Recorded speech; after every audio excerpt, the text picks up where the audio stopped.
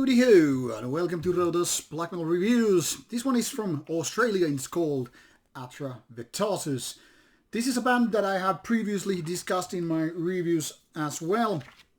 And this time the band is out with a EP.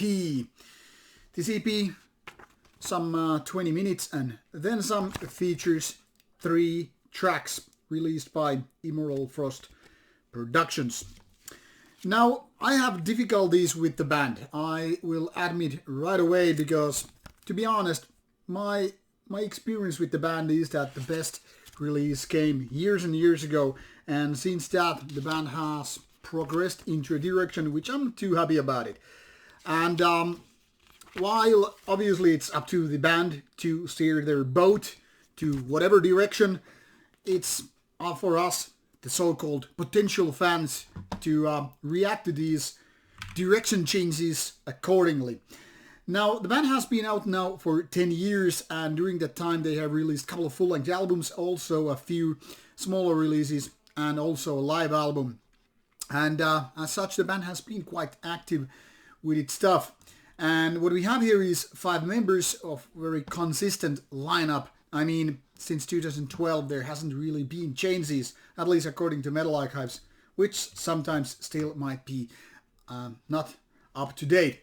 Anyway, when this album called Even the Dawn No Longer Brings Us Hope is released on January 29th, you have the chance to listen to the full release by yourself, but it's gonna be a couple of days until that anyway.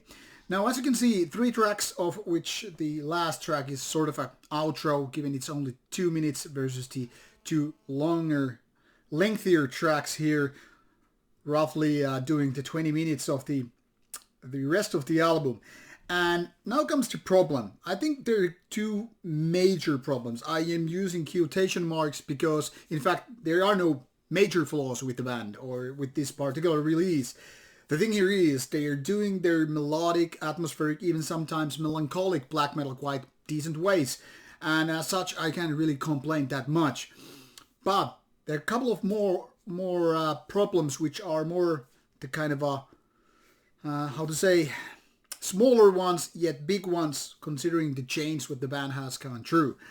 Now, first of all, in my opinion, what it lacks in songwriting is the fact that there is this multitude of riffs and ideas thrown about, and because of that, the songs tend to have rather too much of length, in my opinion. That is, while they could be more about kind of a traditional songwriting in rock and metal tradition, they are quite the opposite, becoming something like those doom metal songs with 10 minutes, going on and on and on, and lacking the kind of repetition in riffs and chorus parts and whatever, which then again makes for human brain to more easy to digest this kind of music. Now, obviously, some people are totally different about it and will totally disagree with me, and it's okay. I'm just stating my opinion, and that is one of the problems I have with these albums. Now, the other thing is that obviously, in my opinion, none of these riffs are too good. In fact, while the vocalist is pretty decent and there is nothing big wrong with those riffs and melodies with the album, I'm gonna just say it out loud. I like the instrumental parts more than the actual guitar riffing. That is, the keyboard parts, which are creating even more the whole atmosphere for this album. In my opinion, they are a lot better than the sort of average melodic black metal what the band is trying to do here. So I guess my biggest thanks regarding this release would go to the keyboard player, because I think he's doing fantastic work, whereas the guitarists, well, not bad, but no cigar. Overall, I'm a little bit divided personally with this release, because while I can totally listen to it without getting annoyed, bored, or anything like that, I really don't get the magic tickle, the stuff that I want to just give this more and more and more spins.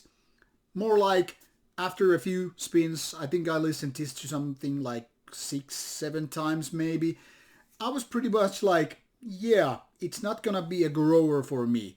While it's not bad, it doesn't do the magical thing to make me fall in love with the album or EP.